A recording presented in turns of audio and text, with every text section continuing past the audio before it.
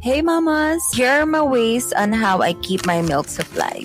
So first, I direct latch my baby and cluster feed him.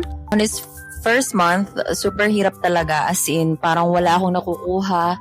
But my nurse told me that kapag wet diaper si baby, and that's what we noticed, as in there's a poop, there's a pee. Sabi sa akin ng nurse, don't worry, he's okay. He's getting enough milk from you. So I am not oversupply, but before I had, and I'm always having engorged breast and milk ducts. Sobrang sakit.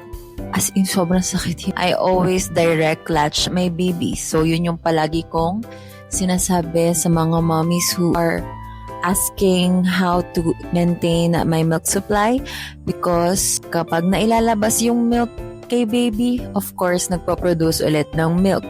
Second one is I eat oats. My mom is, thank you mommy talaga. My mom is making oat champorado or tuyo with egg, and also lugaw made with oats. Super good. And after a few minutes, I can already feel my breast is so much full with milk. Thank you, Lord. Talaga, thank you, Lord.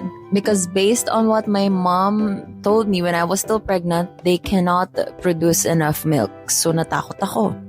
And I prayed. And I claim to the Lord that I will have milk.